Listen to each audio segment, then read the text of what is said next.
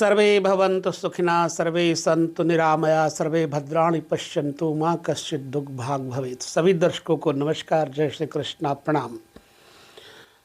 हमेशा ईर्ष्या से परे होकर के जीवन को पवित्रता के साथ जीने वाले जो सबका भला चाहते हैं, उनका भला मेरे राघव राम जी करते हैं। आइए आपके साथ हम आज बहुत ही सुंदर केतु के ऊपर चर्चा करेंगे। और एक बात बता दूं, मेरा एक उद्देश्य होता है कि आप लोगों को ग्रह पीड़ा के साथ साथ उपाय भी दूं, लेकिन मेरे प्रिय दर्शकों, पहले हमें पीड़ा तो होनी चाहिए, उस पीड़ा के बारे में हमें जानकारी भी तो होनी चाहिए, फिर उसका उपाय, उसका निदान भी आपके साथ बांटेंगे। तो वीडियो को, हर एक वीडियो को ध्यानपूर्वक देखिए, और यदि आप चैनल पे नए हो तो सब्सक्राइब कर लीजिए, क्योंकि आपके हर एक कदम के साथ, जीवन के हर विपत्ति के साथ जुड़े रहने का मेरा उद्देश्य है।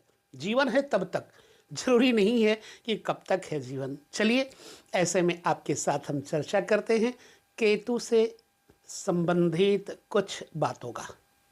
जन्म कुंडली में जातक के जन्म स्थान से मैंने केतु के 12 घरों में जो फलादेश दिए वो तो आपको वीडियो मिल जाएंगे, लेकिन जन्म कुंडली में चंद्रमा से अथवा गोचर से केतु का जीवन में समय समय पर क्या प्रभाव होता है। देखिए, राहु या केतु एक राशि पर 18 महीने संचार करते हैं और ठीक 18 वर्ष बाद पुनः ये राशि पर भ्रमण करते हैं। केतु और राहु ये वास्तव में एक ही तो हैं, लेकिन फिर आपको एक सूत्र दूंगा। इन सब में अगर कोई जुड़ा है तो वो है मेरा परमेश्वर। क्यों? क्योंकि ईशावास्यम इदं सर्वम यत किंचित जगत्याम जगत तेन त्यक्तेन भुंजीथा माँ गृधा कस्य सिद्धनम। उद्देश्य आप समझ रहे होंगे। तो अभिप्राय क्या है कि यदि भगवान सब में है तो हमारी निगाह उनको देखने में भ्रमित ना हो।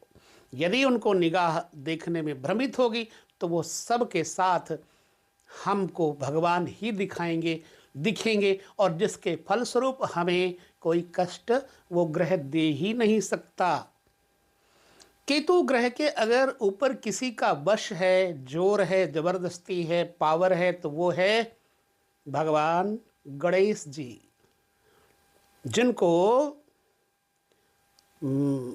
विघ्न विनाशक कहा गया है। जीवन के किसी भी विघ्न के ऊपर उन्हीं का अंकुश है।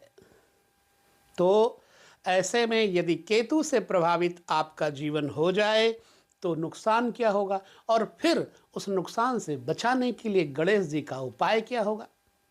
है ना इंटरेस्टिंग पॉइंट।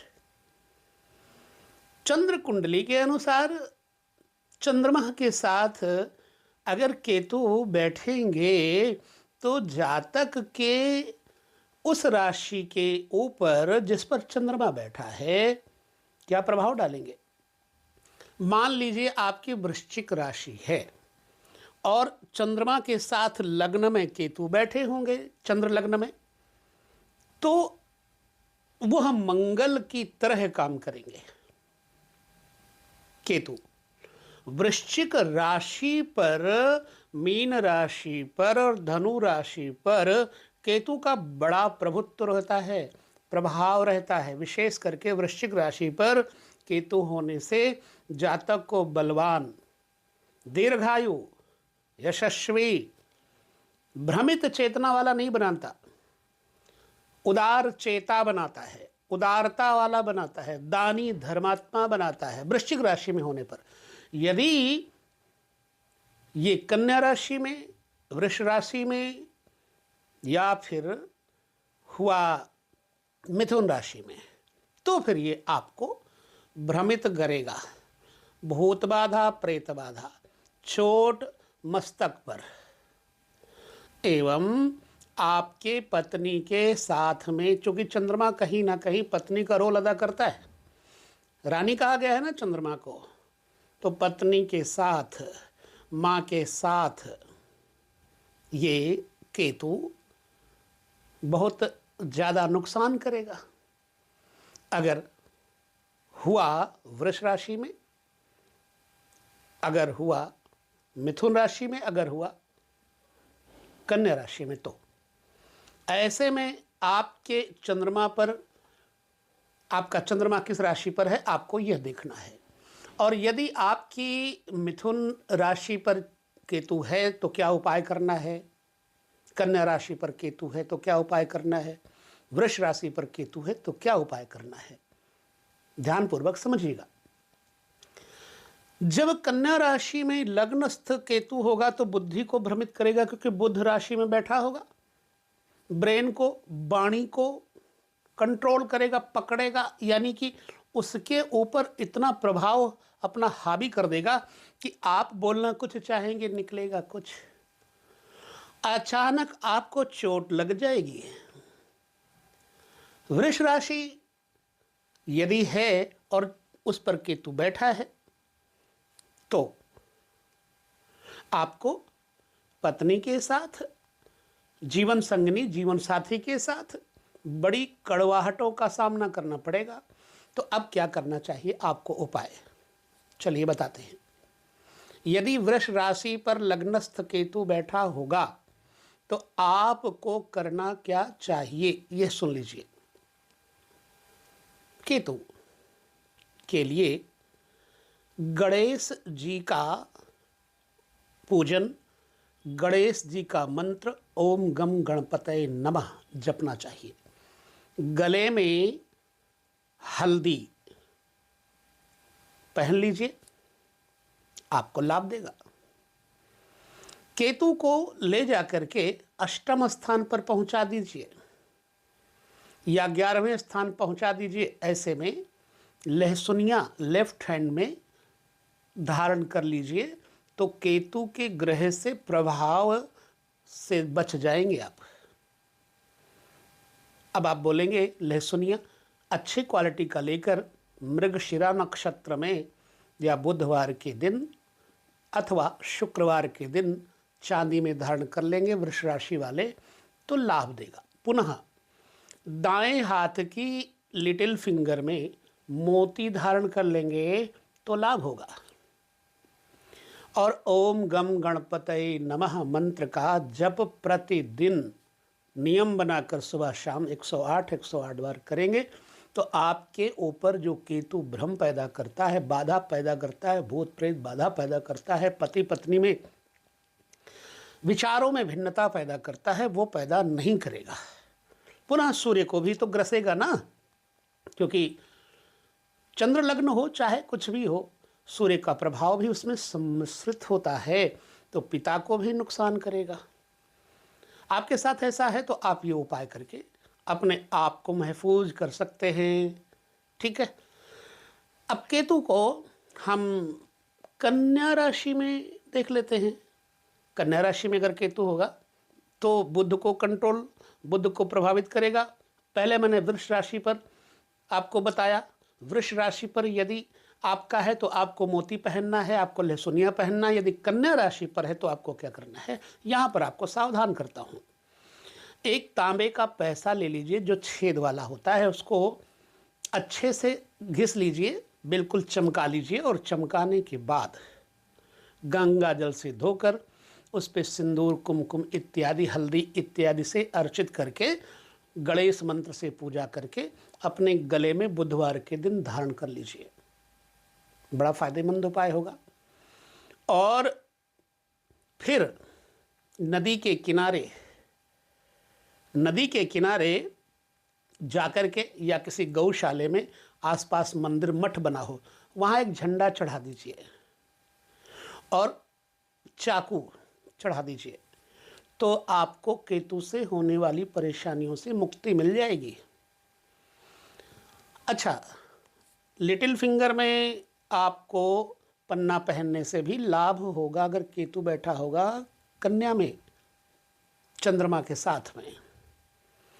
पुनः पत्नी को बलवान बनाएगा और पत्नी के साथ अगर अब मतभेद होगा तो इस उपाय से आपका मतभेद ठीक हो जाएगा, व्यापार ठीक हो जाएगा। अगर आपका साझे में व्यापार है, पार्टनरशिप में है तो।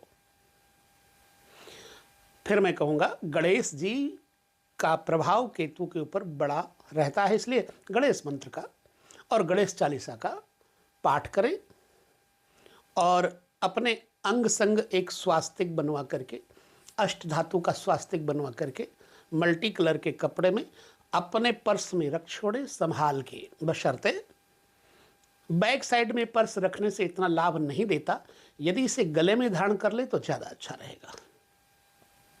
ठीक है।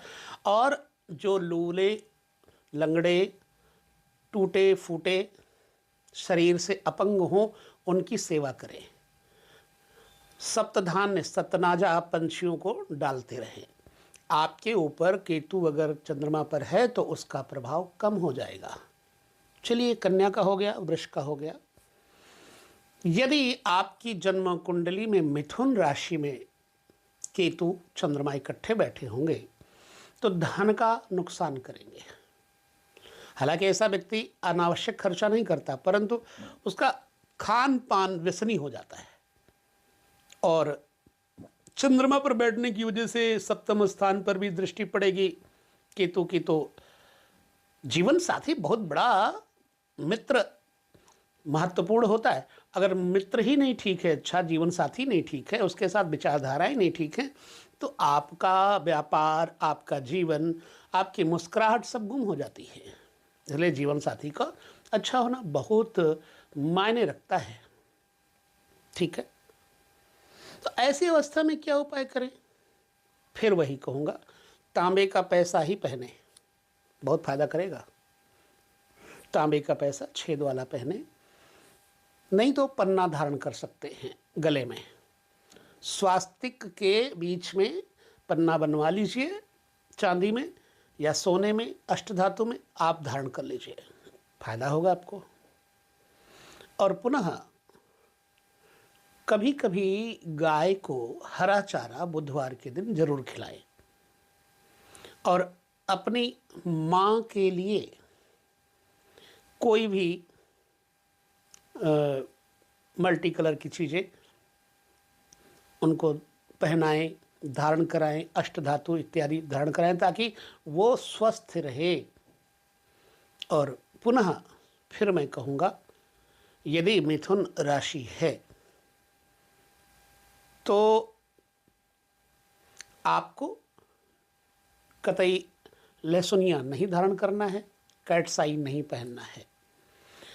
गणेश जी की उपासना खूब करें विशेष रूप से। और गणेश चतुर्थी का व्रत यदि आप करते हैं तो भी आपके ऊपर केतु का प्रभाव नहीं होगा।